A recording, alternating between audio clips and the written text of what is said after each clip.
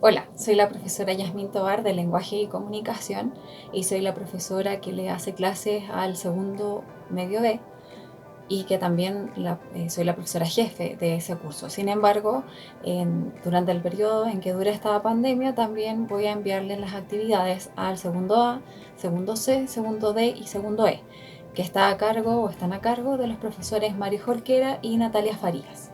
Eso no significa que ustedes no puedan comunicarse con sus profesores, la idea es que siempre mantengan una comunicación fluida, pero yo seré la que les seguirá mandando las actividades, algo que ya hicimos anteriormente cuando les envié el PPT de narrativa, del género narrativo. En este caso también les voy a dar la actividad que deben realizar ustedes para la evaluación del libro o de los cuentos que ustedes leyeron, que en este caso fueron dos cuentos, el cuento del árbol y el cuento de la noche boca arriba.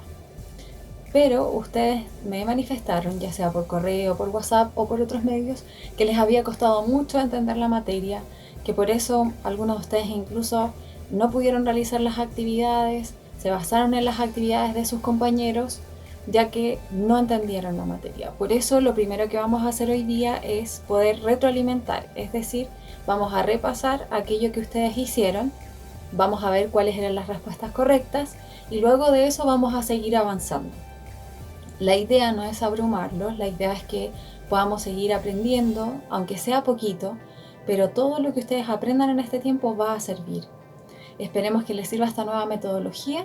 Como les manifestaba, ahora lo que haremos es mandar estos videos, que son videos cortos, y además nos vamos a estar conectando una vez a la semana con ustedes para poder resolver dudas. La conexión va a ser a nivel ya general, es decir, nos vamos a conectar por Zoom con el nivel completo. Las personas que requieran entonces conectarse, requieran resolver dudas, pueden meterse en el horario en que nosotros les vamos a indicar y ustedes van a poder plantear sus dudas.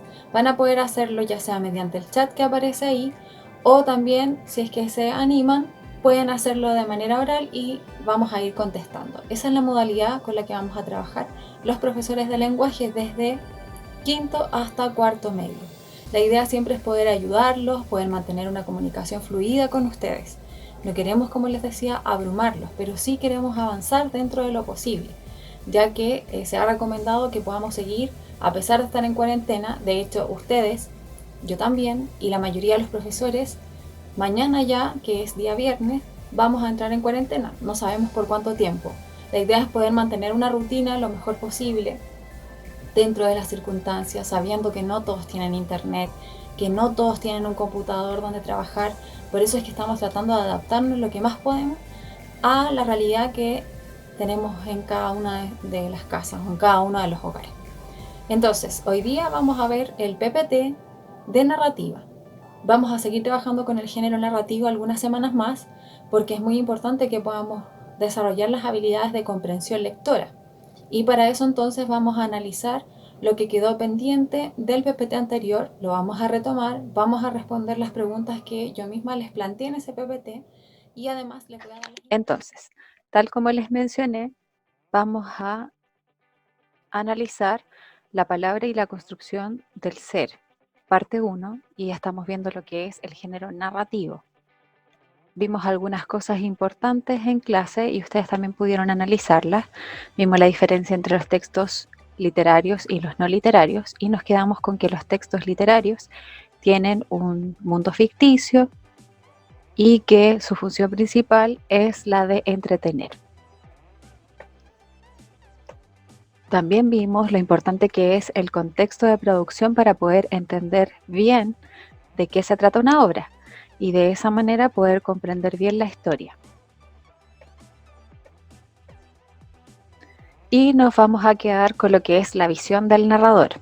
De aquí en adelante entonces vamos a repasar qué es lo que les provocó mayores complicaciones a la hora de realizar la actividad que se les dio anteriormente. ¿Por qué es tan importante? El narrador sabemos que es una voz ficticia creada por el autor para contarnos la historia y puede participar o puede no participar en la historia. Y es muy importante poder conocerlo porque si nosotros podemos identificar el tipo de narrador, entonces vamos a poder comprender mucho mejor de qué se trata la historia, qué es lo que se nos está presentando, cómo se nos presentan a los personajes, cuáles son los sentimientos, etcétera, etcétera. Así que realmente son muy importantes los narradores y es esencial poder identificarlos. También es importante identificar cuál es la visión de este narrador, el tipo de narrador y también los datos e indicios que se muestran en la narración. En cuanto a los tipos de narradores y su visión, podemos identificar que existen 4 tipos de narradores. Vamos a clasificarlos en 2. Unos son los que están dentro de la historia y los otros los que están fuera de la historia. Vamos a agrandar esto para que se vea muy bien.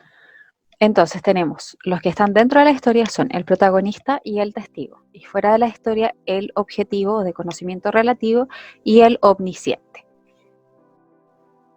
En el caso del narrador protagonista, él cuenta su propia historia, por lo tanto participa en ella y narra en primera persona.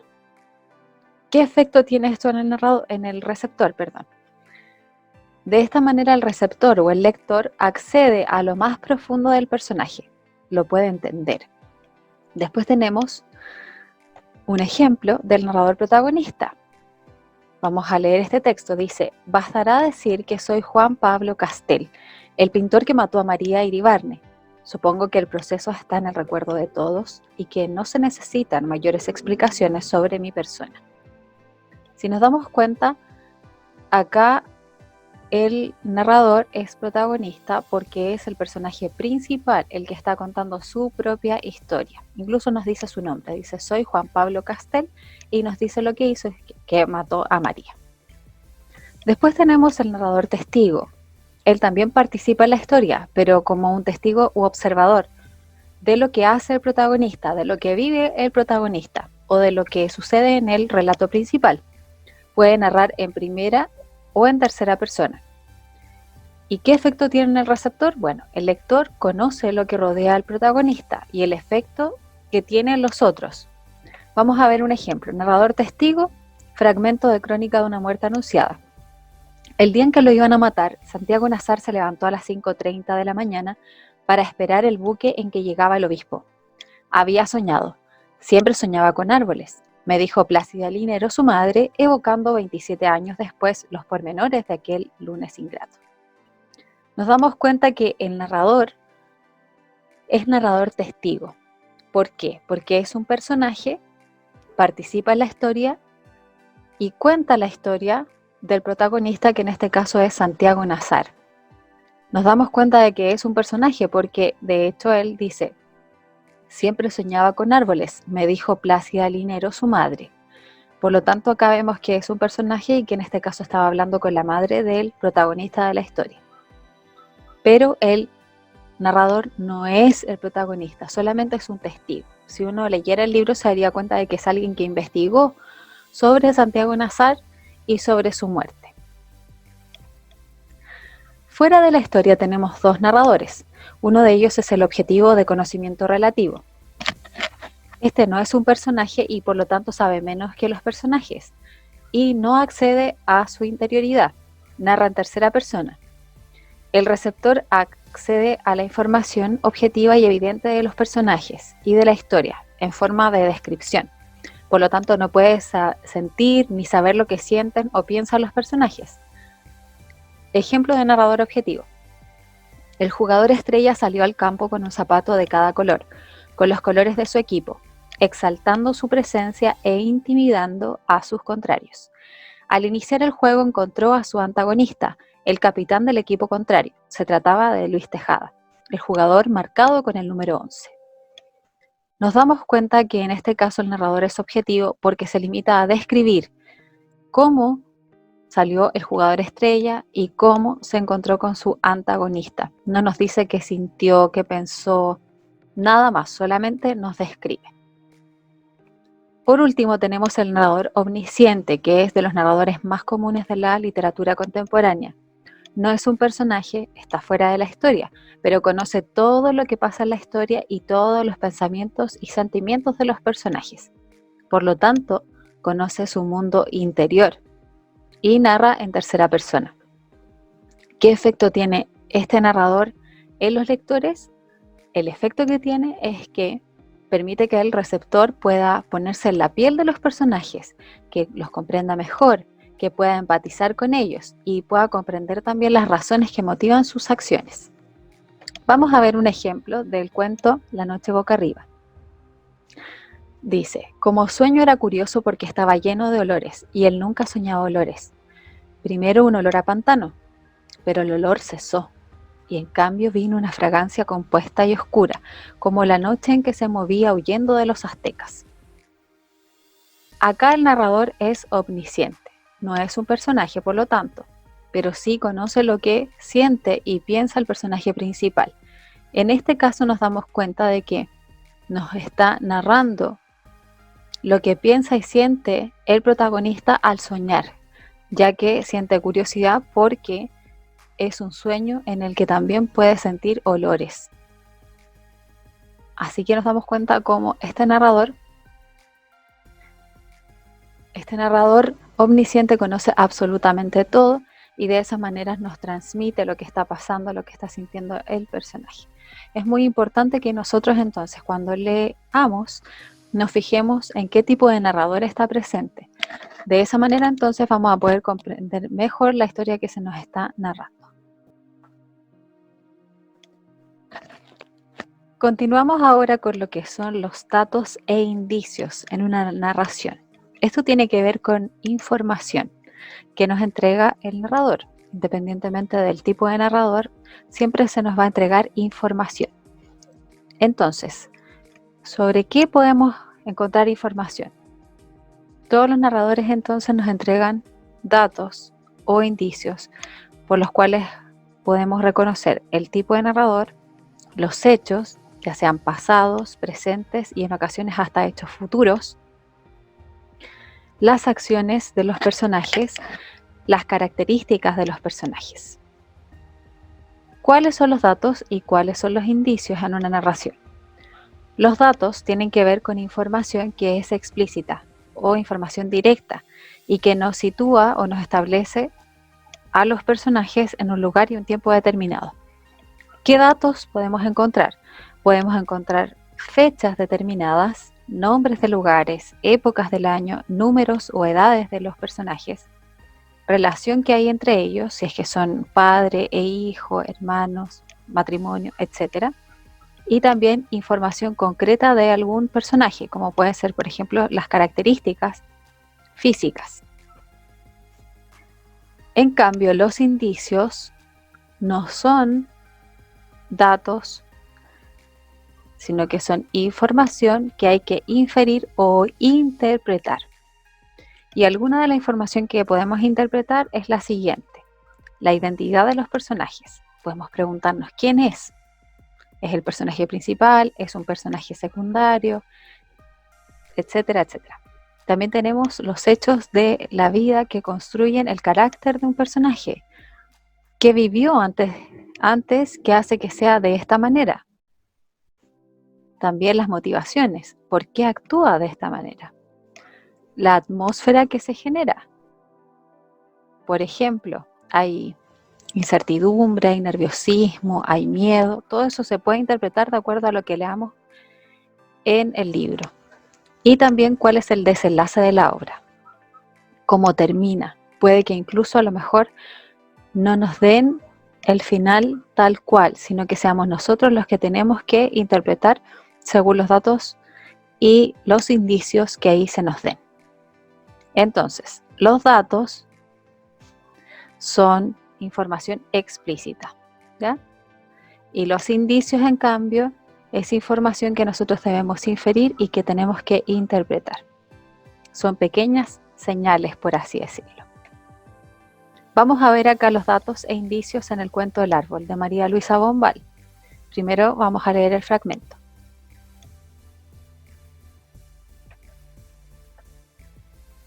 No comprendo, no me alcanza la memoria más que para la llave de sol, la indignación de su padre. A cualquiera le doy esta carga de un infeliz viudo con varias hijas que educar. Pobre Carmen, seguramente habría sufrido por Brígida.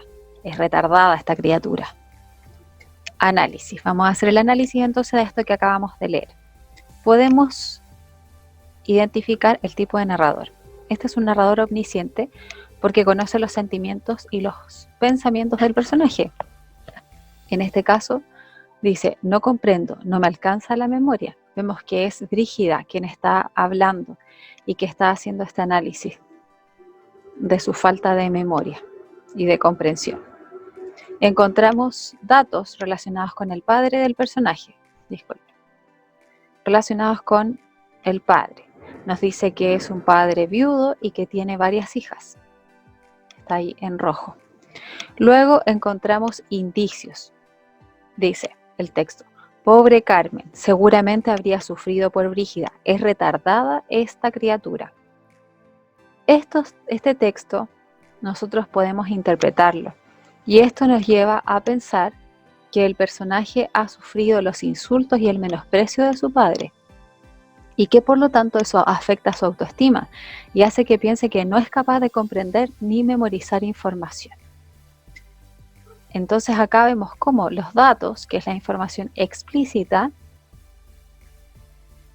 y los indicios, que es la información implícita, nos ayudan a poder comprender mejor a esta mujer, que es una mujer que siente que no está entendiendo nada, que no recuerda nada y que es incapaz de hacer muchas cosas. Es decir, nos demuestra que es una mujer insegura y con el autoestima muy baja. De esa manera entonces nosotros tenemos que utilizar los datos y los indicios que aparecen en las narraciones para poder comprender mejor las historias. Otro tema que analizamos es el tema relacionado con la narración enmarcada y paralela. Esto también ustedes lo analizaron y lo comprendieron, aunque tuvieron algunas dificultades. Cuando hablamos de relato enmarcado y relato paralelo, tenemos que pensar en que estamos hablando de narraciones que no son lineales, no son parejas, y que por lo tanto cuando nosotros las leamos quizás nos vamos a confundir un poquito. El autor entonces, en ocasiones para transmitir lo complejo del mundo, utiliza este tipo de narraciones. Y entonces tenemos, por ejemplo, que la narración enmarcada corresponde a una historia que está dentro de otra historia. O sea, hay una historia que es la historia principal. Y luego hay una historia o un relato que se cuenta dentro de esta historia. Acá, si se fijan, tenemos a este personaje, ya el abuelito de Bart. ¿Por qué lo pusimos acá? Porque ejemplos de narraciones enmarcadas son los relatos que cuentan, por ejemplo, los abuelitos o los personajes. En este caso, la historia principal es la de los Simpsons, ¿ya? La historia que haya sido en este caso. Pero dentro de esa historia, el abuelito de Bart comienza a contar otra historia. Por lo tanto, ese es un relato enmarcado, porque hay una historia, que es la que está contando el abuelito en este caso, dentro de la historia o de este capítulo de Los Simpsons. Y como ejemplo tenemos Historia de un oso. En clase nosotros vimos el cortometraje Historia de un oso. Y si hacemos memoria, ahí se mostraba un osito que trabajaba mostrando una pequeña proyección en donde aparecía una familia de osos. Cuando uno termina de ver este cortometraje se da cuenta de que esa historia que ve el osito pequeñito en realidad es la historia del oso grande, del trabajador. Esa también es entonces una narración enmarcada, una historia dentro de otra. Tenemos también lo que es una narración paralela, ¿ya? Cuando hablamos de algo paralelo es que es simultáneo, ocurren en el mismo tiempo. Por lo tanto, la narración paralela es cuando hay dos historias que transcurren en un espacio y en un tiempo diferente, pero que tienen una cronología similar, o sea, tiempos que van de forma similar desarrollándose en la historia, ¿ya? Y que por lo tanto tienen una secuencia parecida. Entonces son dos historias que se unen de alguna manera y que pueden coincidir en los personajes, por ejemplo, o en algún otro evento. Entonces son dos historias simultáneas que están en tiempos, en espacios distintos, pero que coinciden en algo. Ejemplo de esto son las teleseries o las películas, en donde los distintos personajes tienen su vida aparte y llega un momento en el que se juntan o se unen. Entonces podemos decir que las vidas de esos personajes son historias paralelas, pero que en algún punto se juntan. Entonces esto puede ocurrir, en el caso de los relatos, puede ser al final. Y entonces es cuando comprendemos el sentido de estas dos historias que parecían tan extrañas. Ejemplo de eso es La noche boca arriba, justamente, que es la historia, se cuentan dos historias, aparentemente, una del hombre que está en una moto y la otra de este hombre que va escapando de los aztecas. Para poder entender bien esto, yo les pedí que ustedes pudieran ver el cortometraje de La noche boca arriba, de Julio Cortázar, y luego contestaran las siguientes preguntas. Vamos a contestarlas ahora. 1. ¿Por qué podemos decir que lo que acabamos de ver es un relato paralelo? Podemos decir que La noche boca arriba es un relato paralelo porque cuenta la historia de un hombre que tiene un accidente en moto y paralelamente la de un hombre, un indígena, que va escapando de los aztecas. Y en algún punto se juntan. ¿Y por qué? Porque son dos historias de un mismo protagonista. ¿Cuáles entonces son las historias que se cuentan y qué cosas tienen en común? Las historias que se cuentan son la del hombre que tiene el accidente en moto y, por otro lado, la de este hombre que va escapando de los aztecas. ¿Qué aspectos tienen en común? Que en ambos casos el personaje va boca arriba. Va acostado y boca arriba, por eso se llama La noche boca arriba.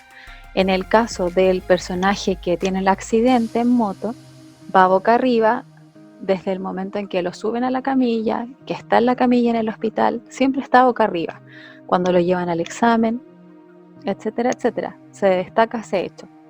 Y en el caso del hombre, del indígena que va arrancando, también va boca arriba cuando lo están llevando los aztecas. Y lo llevan al sacrificio. En el punto 3, ¿por qué la historia se llama La noche boca arriba? Justamente porque es la posición en la que está el protagonista y que lo lleva de una historia a otra. 4. ¿Qué provoca en el receptor la forma en que se relata la historia? Provoca cierta confusión. Cuando uno está leyendo La noche boca arriba, se confunde un poco porque no sabe cuál es la historia real y cuál es la historia ficticia. Pero también esto hace mucho más interesante el relato porque uno entonces se interesa más y presta más atención. Hasta que llega un punto en que uno se da cuenta cuál es la historia real y cuál es la historia ficticia y eso se sorprende o hace que uno se sorprenda. Después, una de las opciones decía transforma esta historia en una narración o relato enmarcado. En esto la mayoría tuvo dificultades, ya que no simplemente transformaban la narración en una historia simple, no en un relato enmarcado. Así que acá está justamente esa transformación. Ya tenemos que entonces en el relato paralelo La noche boca arriba se cuenta la historia de un hombre que vive dos historias. Por un lado está en el hospital y por el otro es un indio que huye de los aztecas. Vamos a ver cómo transformamos esto ahora a un relato enmarcado, narración paralela a un relato enmarcado. Dice, el hombre se sentó junto a sus amigos y comenzó a contarles su extraño sueño. Se había visto en un lugar que no tenía muchos árboles y el cielo casi no se veía porque estaba cubierto de monstruos sin vida, muy feos pero inofensivos. Estaba vestido con unos atuendos extraños y en vez de subirse a un caballo, se subió a una especie de caballo negro, con unos ojos que emitían una luz y hacía un sonido muy molesto a los oídos. Comenzó a avanzar y de repente apareció una niña frente a él. No quiso pasar por encima de ella y la esquivó, pero cayó bruscamente al piso. Luego vio que un grupo de personas se acercaba y lo tomaban, como si lo llevaran al sacrificio, hacia un lugar cerrado, sofocante y con un olor extraño y repugnante. Los amigos se asustaron de tan extraño sueño y le pidieron que siguiera contando la historia. Entonces acá vemos que, ¿por qué es un relato enmarcado? Porque la historia principal es la de este hombre que está con sus amigos. Y el relato enmarcado es el del sueño del hombre, que justamente es el sueño de este hombre que va en moto. ¿Por qué podemos decir que es el mismo? Porque si se fijan, este es un indígena. No puede describir cómo es una moto, porque se supone que los indígenas no saben lo que es una moto. No puede describir tampoco el lugar o la ciudad donde está, llena de edificios, porque tampoco es algo conocido para el indígena. Por lo tanto, se presenta con términos que son más ambiguos quizás. Entonces vemos que del relato paralelo de estas dos historias pasamos a un relato enmarcado cuando dentro de la historia hay alguien que cuenta, en este caso, este sueño que tuvo. ¿Qué vamos a ver la próxima clase? Vamos a ver lo que son la caracterización de los personajes y también los conflictos de la historia. Para eso es muy importante que ustedes lean las páginas 36 y 37 de su libro, del libro de lenguaje, y que puedan elaborar una síntesis o un resumen de los aspectos leídos. De esa manera, cuando ustedes vean la siguiente clase, van a poder entender mejor lo que vamos a analizar. ¿Ya? Les voy a pedir que puedan tomar apuntes de esta clase, solamente de las cosas necesarias, ¿ya? Ahora, a continuación, les voy a pedir que revisen las instrucciones para realizar el trabajo de la lectura de los cuentos El Árbol y La Noche Boca Arriba. Pero esto es muy importante. Si es que hay otro cuento que a ustedes les gusta y quieran trabajar con él, también pueden hacerlo, ¿ya? Pueden consultarme, pueden escribirme a mi correo, ustedes saben cuál es, y entonces me dicen, profesora, ¿sabe qué? Que a nosotros nos gusta tal cuento, ¿podemos trabajar con él? Y entonces yo los voy a orientar, ¿ya? No pueden ser cuentos como La Caperucita Roja, tienen que ser cuentos que estén de acuerdo a su edad y a su nivel.